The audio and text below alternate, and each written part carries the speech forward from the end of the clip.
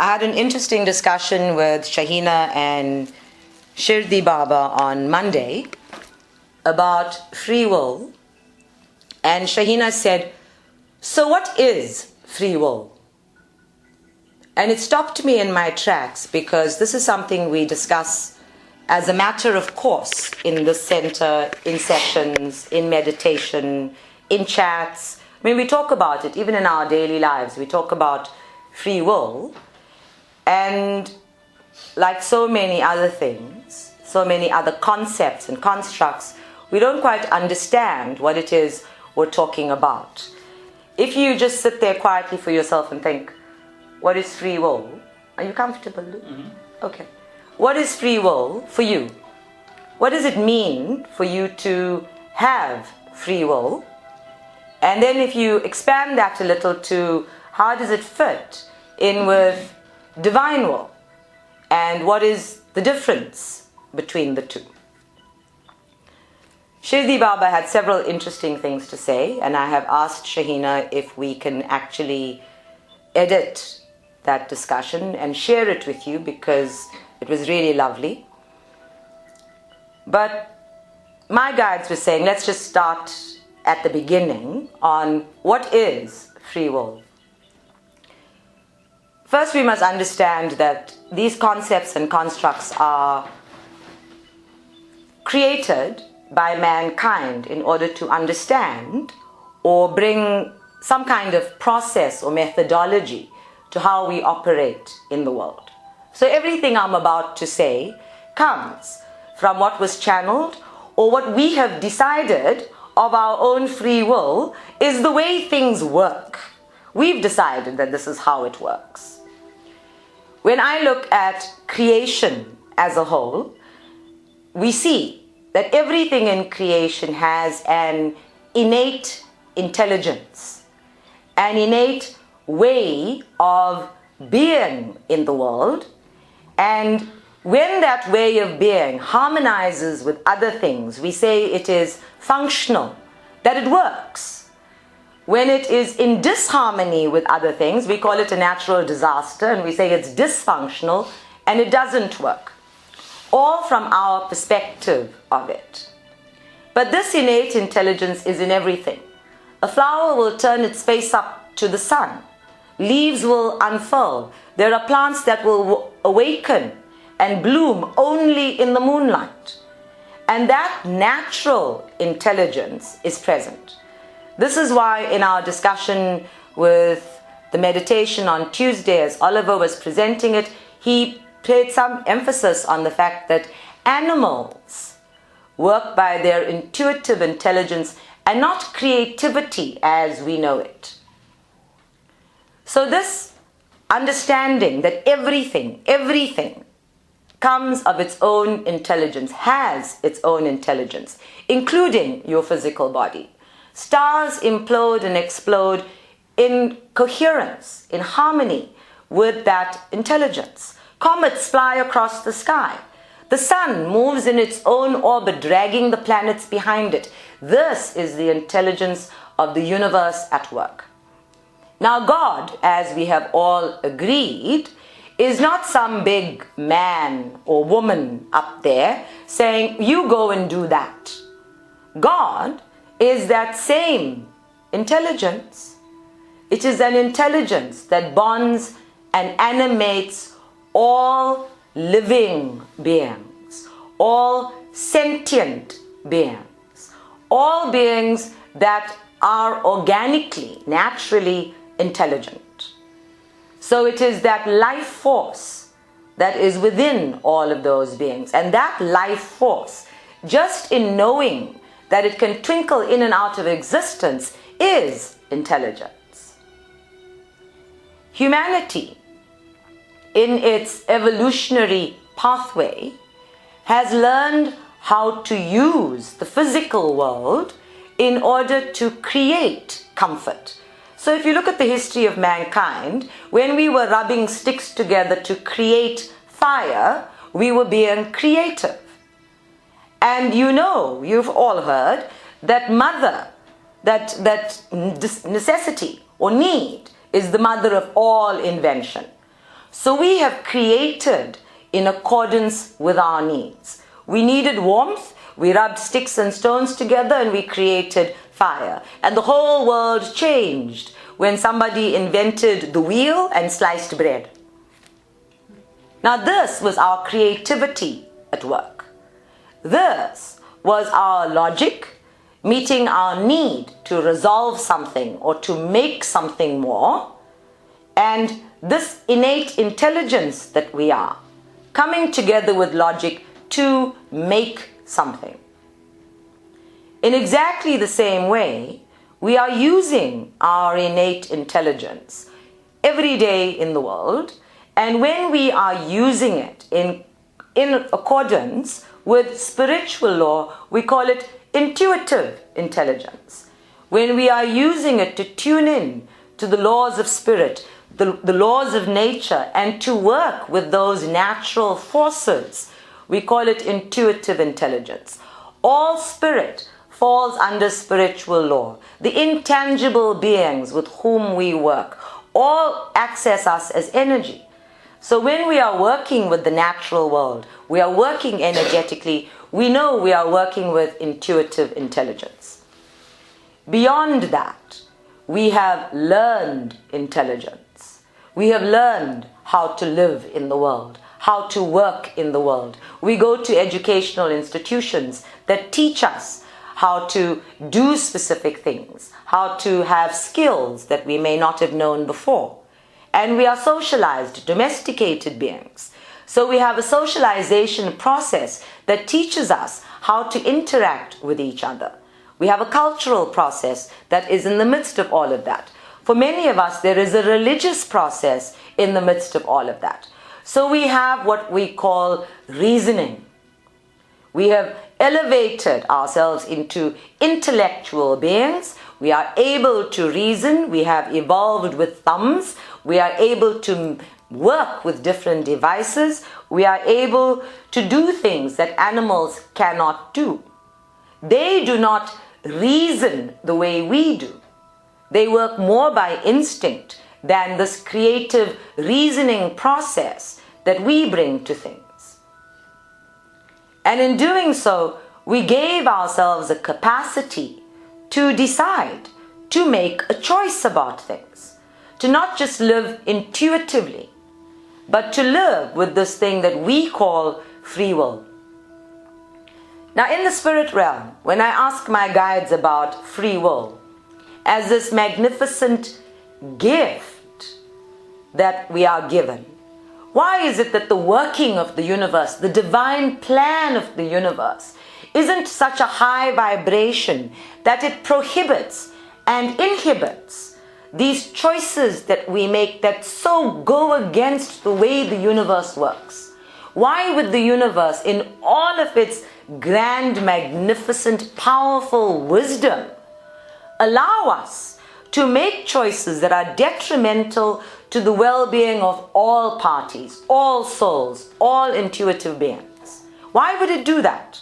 We know it's more powerful than us. Why would it let us get away with this kind of ignorance and downright stupidity?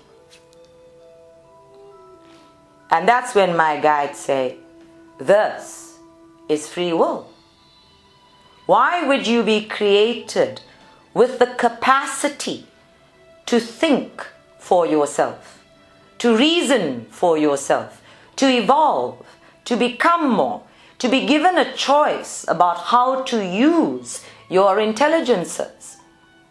But because you have become more and more reasonable in the world, more and more attuned to the physical plane, and less attuned or in tune with the intuitive plane, the living in harmony with all other beings, and you have placed yourself at the pinnacle as being the owner of creation, you have made choices for yourself.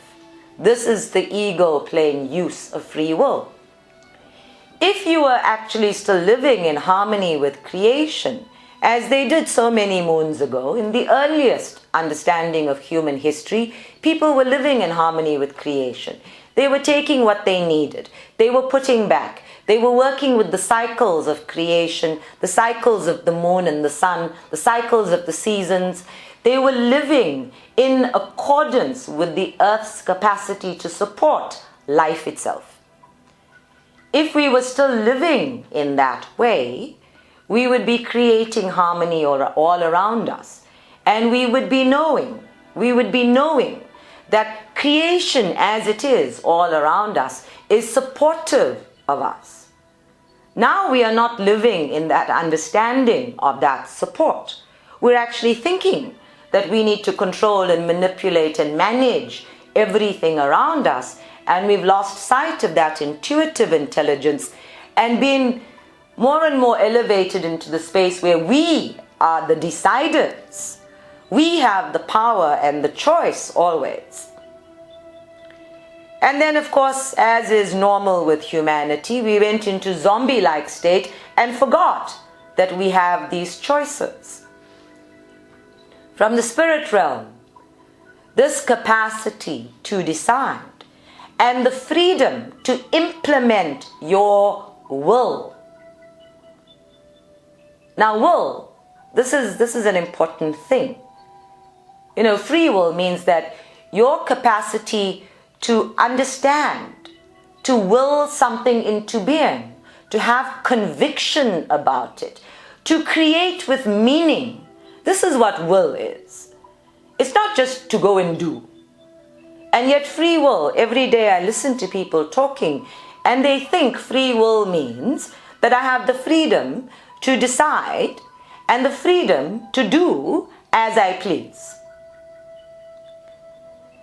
Everything we decide, everything we do, everything we feel fits in a context around us.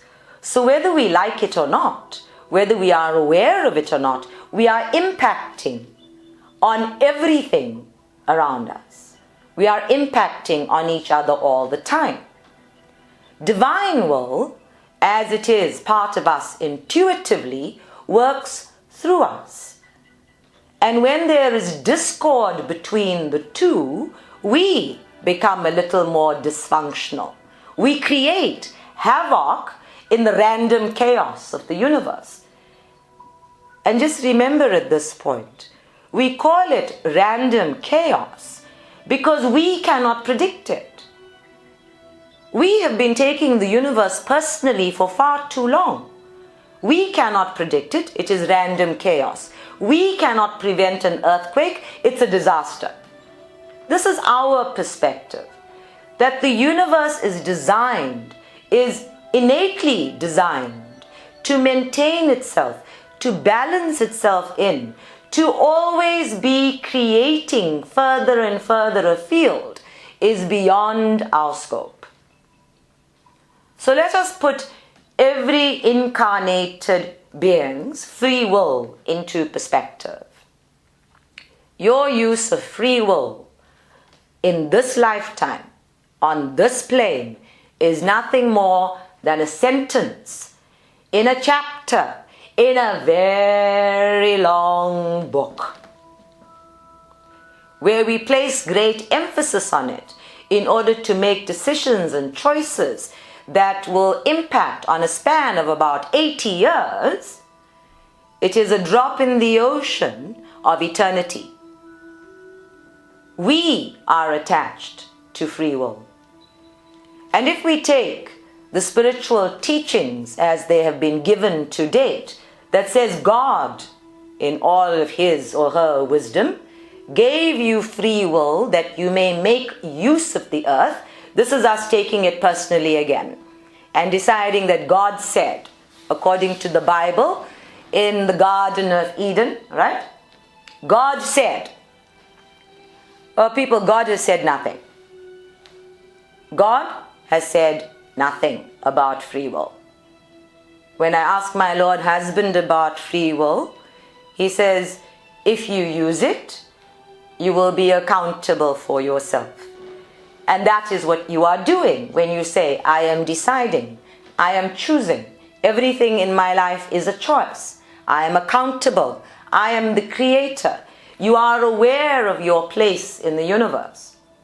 But if you are not deciding, and if you are not choosing, and you are just going along with everybody else's flow in the mass consciousness and being unmindful of your place in the world, then you have nobody else to hold accountable, and you blame it on me. That God did this and God did that. And when your free will by your judgment goes horribly wrong, you blame that on me. So you are telling me that I gave you free will, and then when you use it, it's my fault. And when you don't use it, it's my fault. And of your own free will, you are playing the blame game. So I have not given you free will. I have given you the life force. I have given you the life force as soul. The choice to be incarnated, to experience yourself as an intuitive being is yours. There are millions of souls who are never incarnated onto the physical plane. Just like there are millions of souls who never leave their home countries to travel any place else. There are thousands of people right here in Durban who have never been to Pietermaritzburg. In exactly the same way, there are millions of souls who evolve, who learn how to live in spiritual intelligence or intuitive intelligence by never leaving the spirit realm.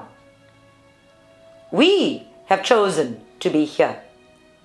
And that divine plan, that blueprint, we call it a divine plan, not because it's God's plan, but because it was created in spiritual realms at a vibration that we on the earth plane regard as divine.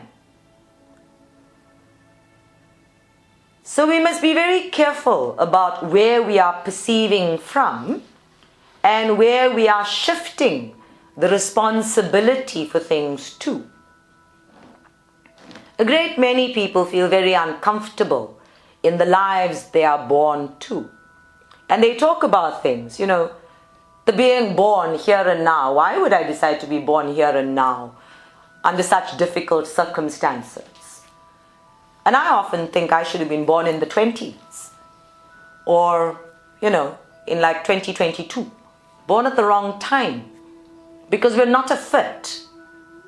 And therein lies the challenge.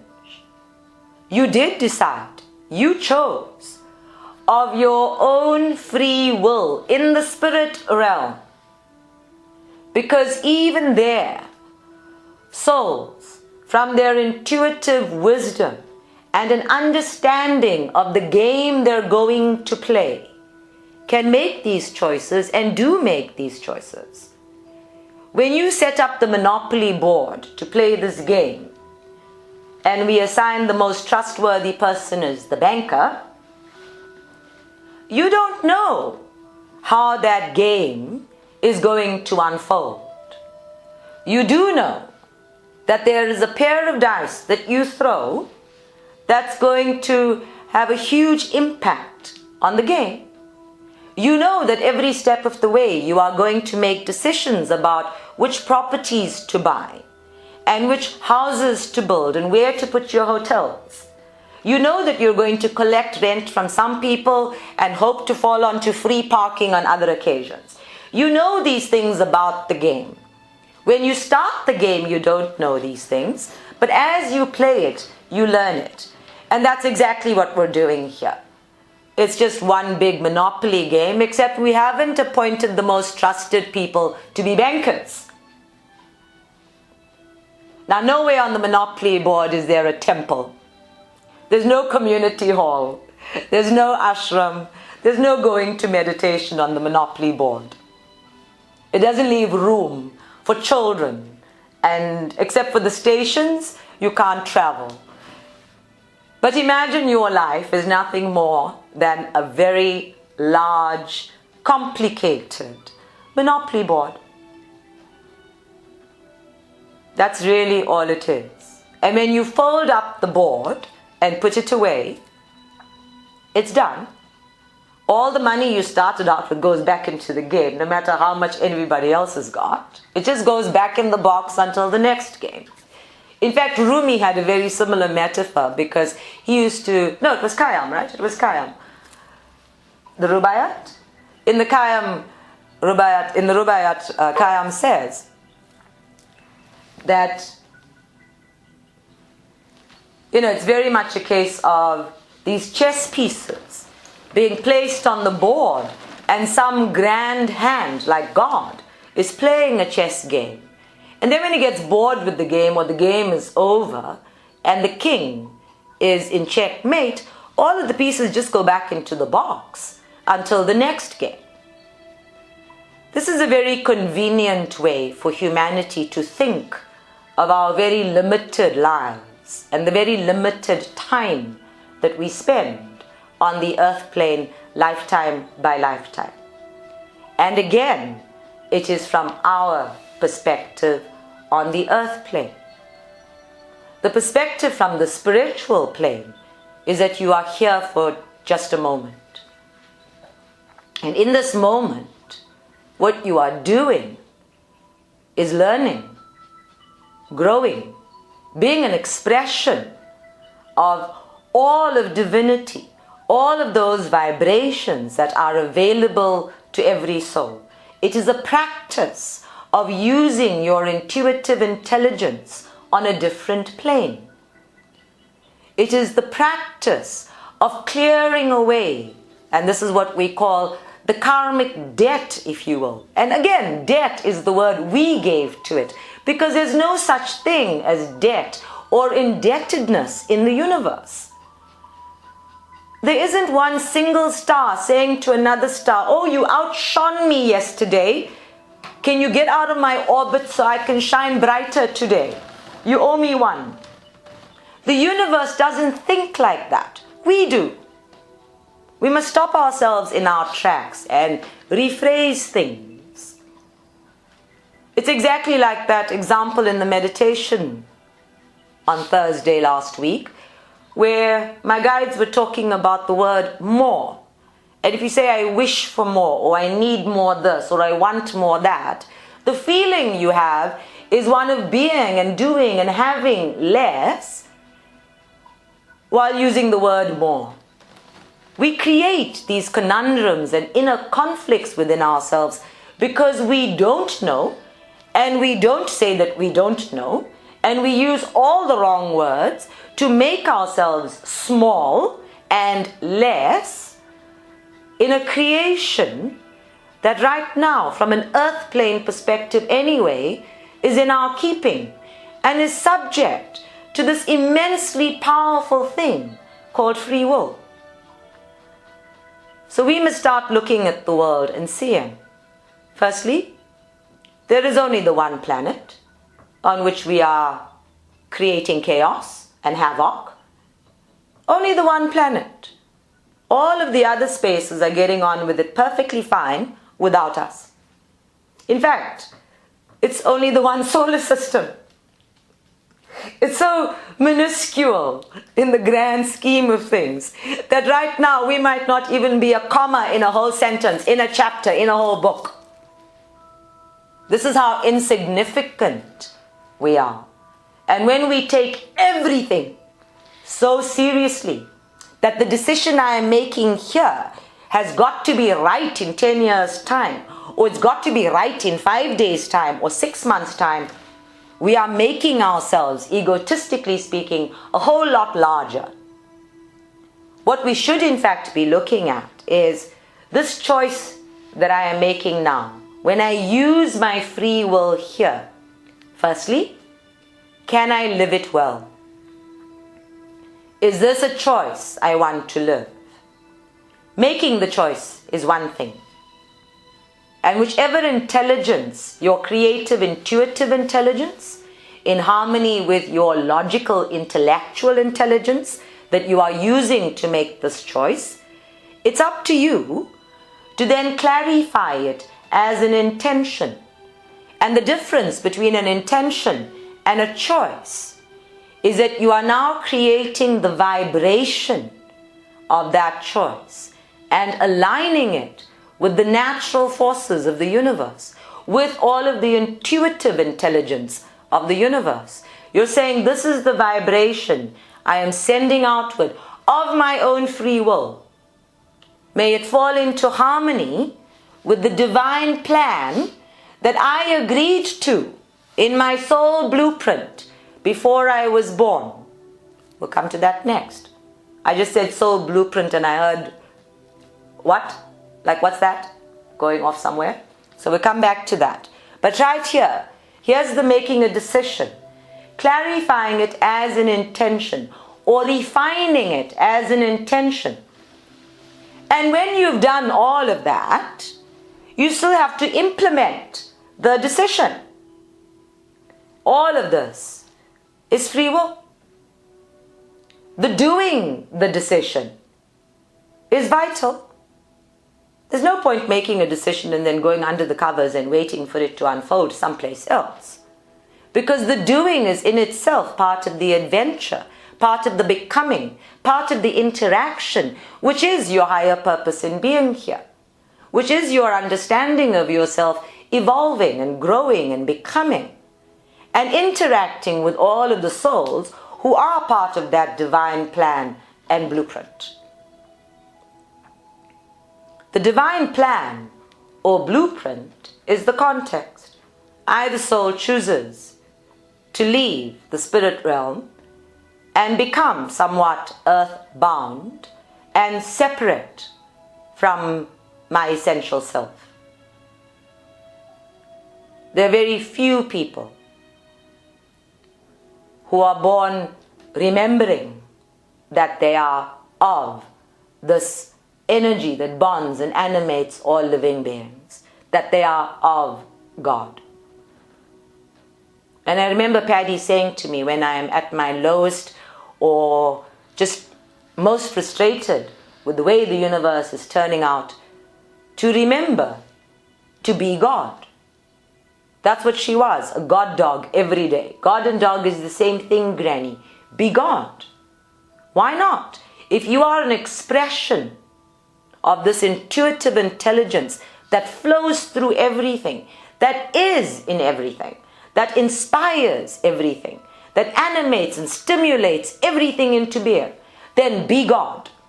But being God reminds you and requires of you that you live your free will in accordance with spiritual laws, which is what we've been talking about in talking about maintaining a relationship with spirit.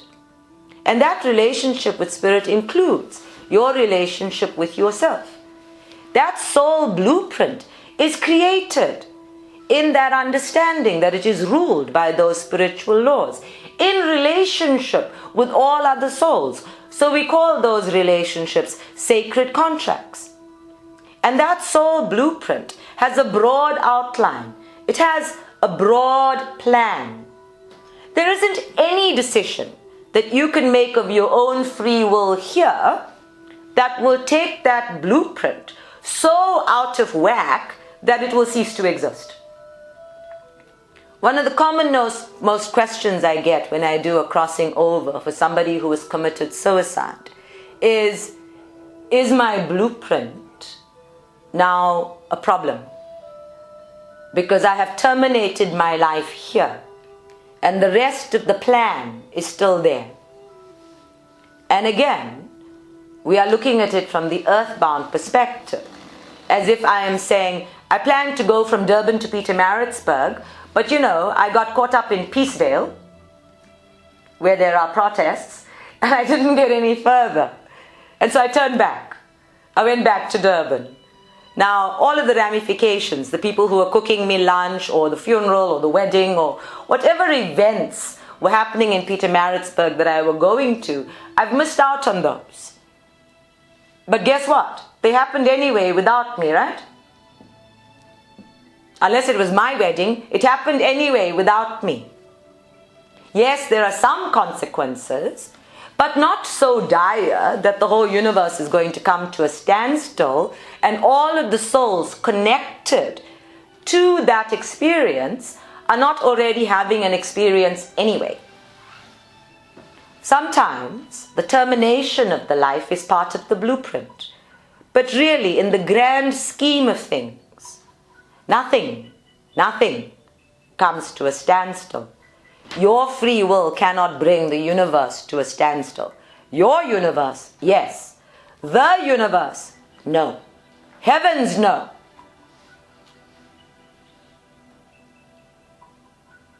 Really, all it does is puts a full stop at the end of the sentence. And there may be fewer verbs and fewer adjectives in the sentence than originally intended by you. But you will have plenty of other opportunities to write another sentence with more verbs and more adjectives.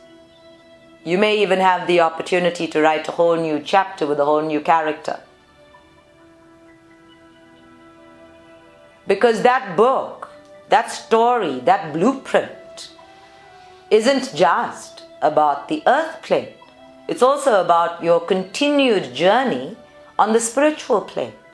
Our sacred contracts are not just for the earth plane. They keep us connected on the spiritual plane. Our togetherness and oneness is in every realm. And free will isn't just a physical plane phenomena. We use it on the spirit realms to choose what kind of work we do for ourselves. I have crossed over beings who are playing bridge all day. Crossed over beings who are reading, listening to music, going to ashrams, attending healing, going to philosophy school. That's not divine will. That's free will. Divine will is the context within which all of that happens. And God, just very by the way, has made no choices on your behalf. The universal intelligence agrees with everything you tell it.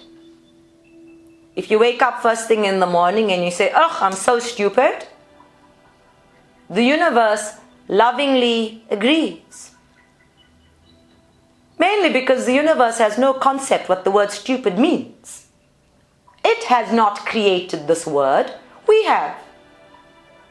It doesn't even know what the energy of stupid is, because nothing in creation is stupid.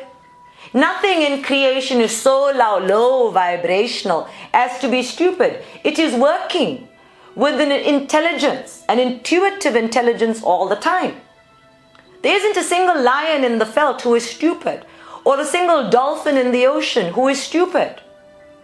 These are the judgments that we make of our reasoning minds. I am so stupid. I need more of this and more of that. And this separation from all creation is our great grand illusion that separates us from ourselves and each other. Am I boring you over there? Oh, just checking. Because of your own free will, you decided to sink down in your chair and start to snore, did you? You see? Here, in the presence of the highest vibrations possible, free will applies. No? Wonderful. Everywhere you go, you are implementing free will. Involuntarily, yes. Voluntarily, yes. Subconsciously, unconsciously, consciously, even superconsciously, yes. Regardless of what information spirit gives me, when I follow through on that, I am implementing free will because I have made a choice. Even when you think you have no choice, you are making a choice.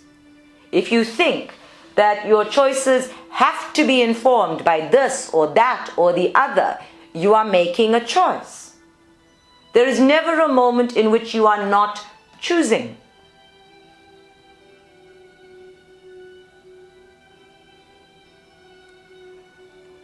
What you choose is far less relevant than how you choose it, in creating your intentions around it and implementing free will.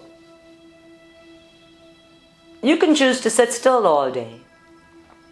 And if you're choosing to sit still all day because you don't want to help other people, because you don't want to be of use, because your back is sore and you just want to stay home and do nothing, whatever the reasoning behind that choice, it informs the way you sit still. Where are you coming from when you make this choice? Am I choosing from my low vibrational self, or am I choosing from a higher vibrational self? Am I choosing for the highest good of all parties concerned, or am I choosing from my ego self? It's not what you choose. It's how you choose it, where you choose it from. It's not even why you choose it. It's who you're being when you choose it that matters.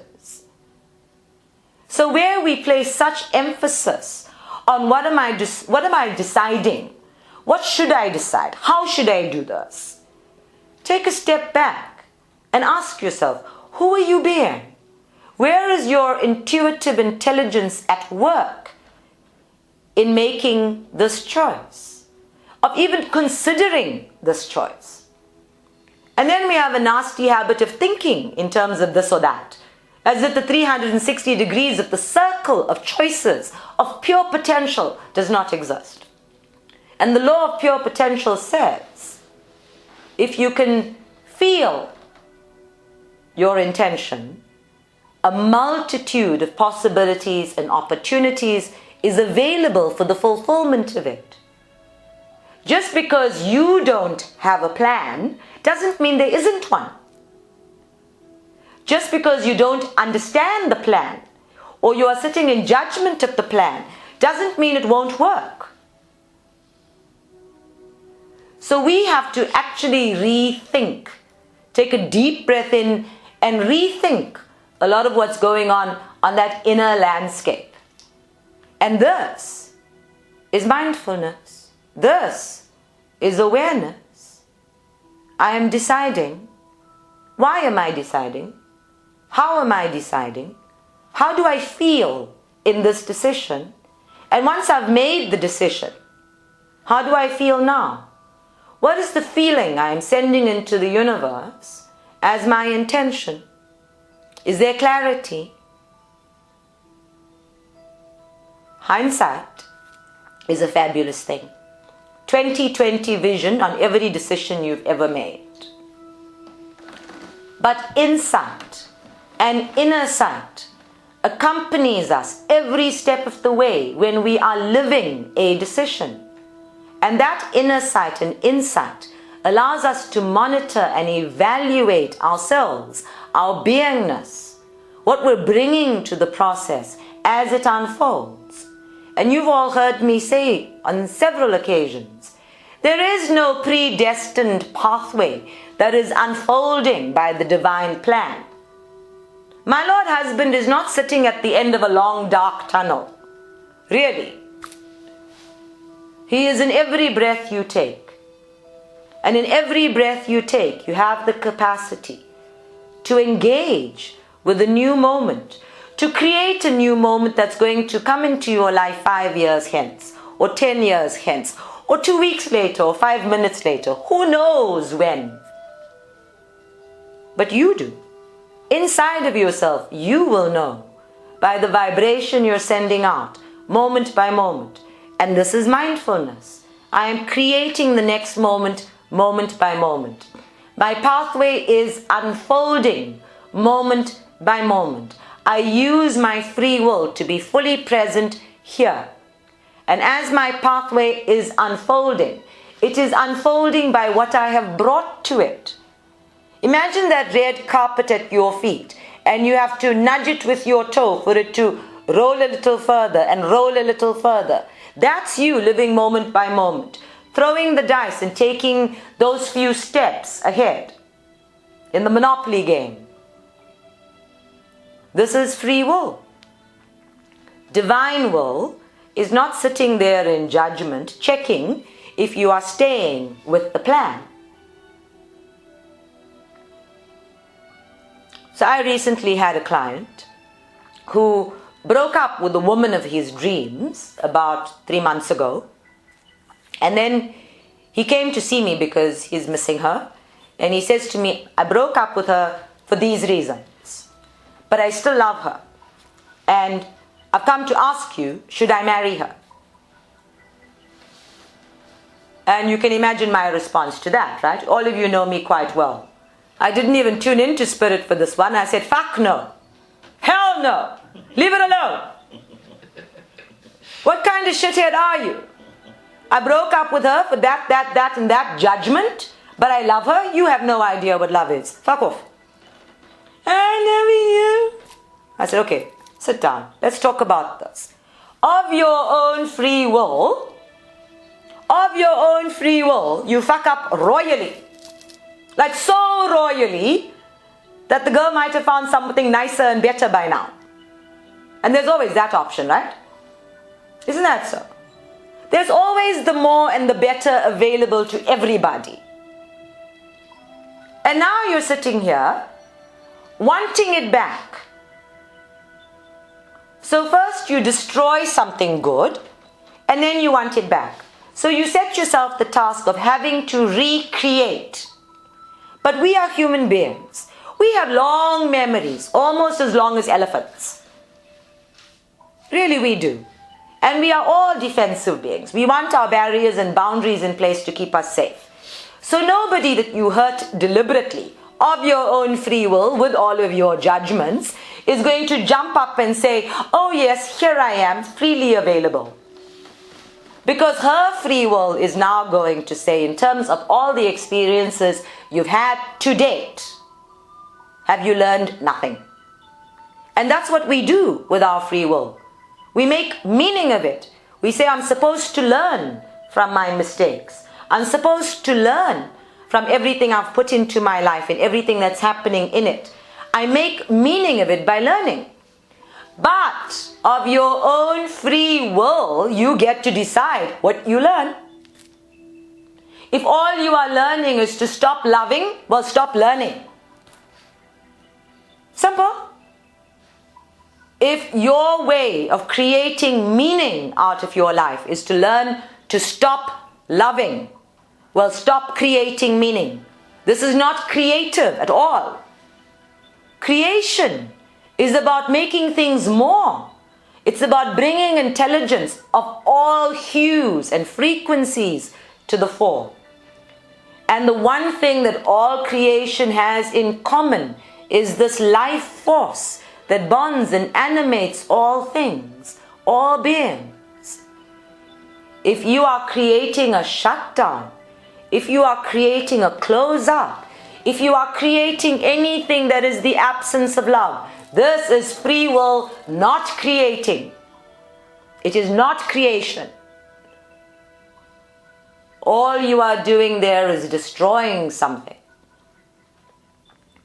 And that is not destruction for creation. That is destruction for ego. It's like cutting off your nose to spite your face. The problem is, you don't look in the mirror often enough to see your noseless self. The rest of us have to see it. So let's get very clear about when are we being creative with free will and when are we being destructive to self and others for free will. And it's a very simple rule. If you think you are creating anything that puts you out of the realms of love, that reduces the love inside of you and restricts the flow of love from you into the universe, whether it is attached or connected to others or not, it is not creative. All of those colors in the creativity meditation that must flow through you when the white light is fragmented into all of the colors of the universe, that becomes restricted. You do not become all of those colors. The white light that flows through you as a channel of the universe becomes restricted. It cannot flow through you when you stop being open to loving. When you restrict love on any level, in any chakra, the white light is restricted. It cannot flow into you. and be fragmented into all of the hues of that chakra. And that's when we go into dis-ease and discomfort and all of those rigidity of thinking behaviors that keep us stuck. And that is when we say, Allah Jane, God only knows what I'm doing here now. And we go full circle to the blame game. Now, one of the things we've done on the earth plane is we have all of these wonderful ways of telling ourselves how we should be inspired and motivated. But free will also says, I honor who I am, as I am. You have the free will to accept yourself as you are, to honor yourself as you are. There is no God requiring that of you. But if your definition of yourself is so small in the world that you do not see yourself as an act of God equal to all of the plants and the ocean and all of the animals and the majestic mountains, then of course you're going to make decisions about you that leave you less than you actually are. And then of your own free will, you get to choose to honor your feelings, to honor being here. Not just doing here, but being here. And you get to honor everything that being is capable of contributing while being here. You might be on the Monopoly board for half an hour of the game before you are bankrupted out by cleverer players. You might even sit in jail the whole time. But your participation in the game creates opportunities for other people to have a different experience. Nobody plays Monopoly by themselves. Isn't that so? I mean, this is so sensible for me. Nobody plays Monopoly or Scrabble by themselves. It's not solitaire.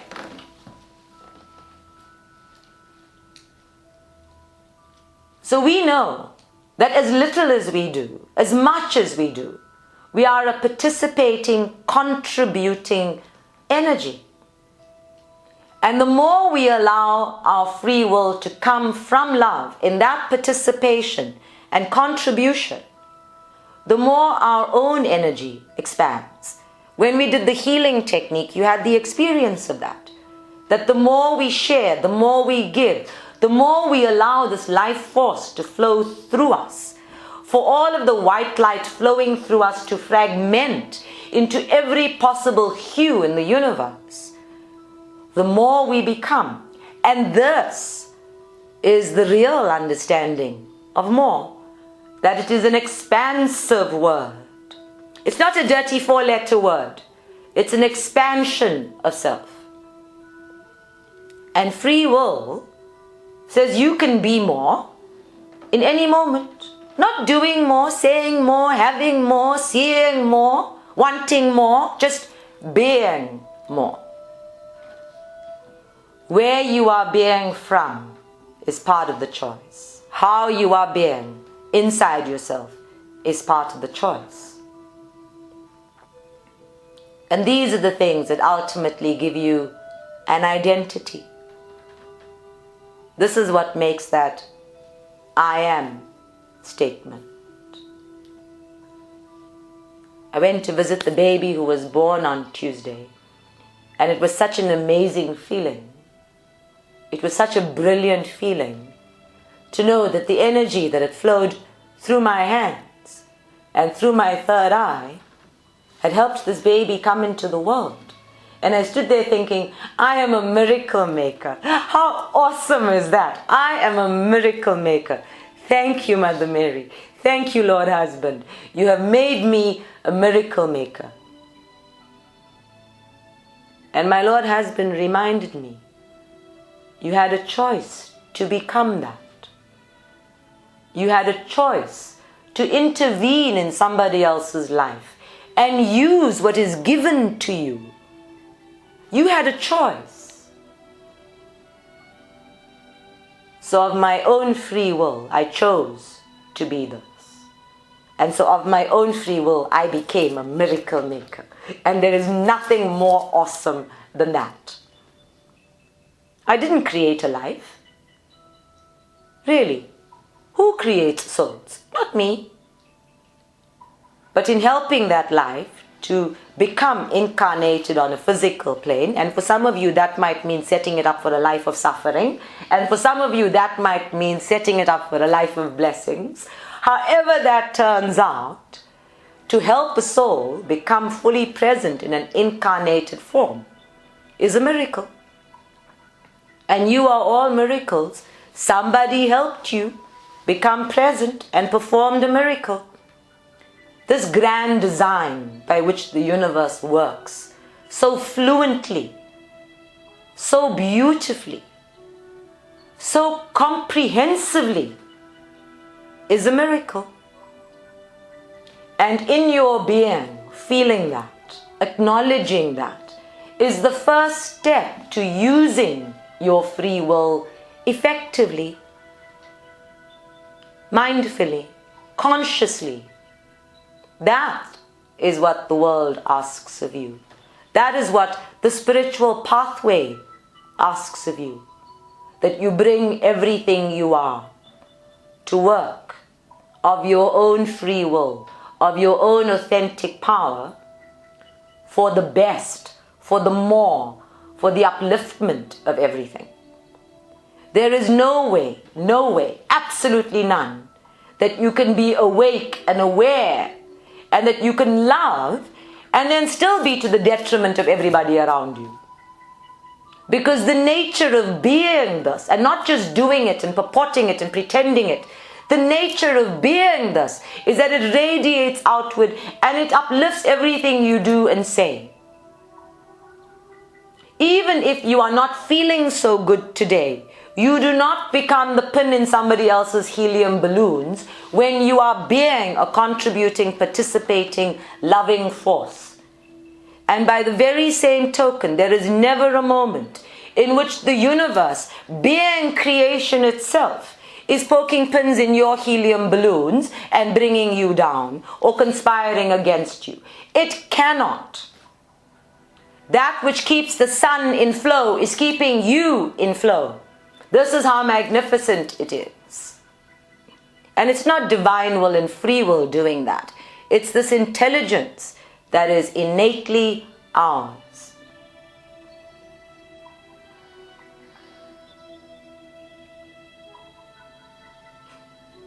Let us meditate.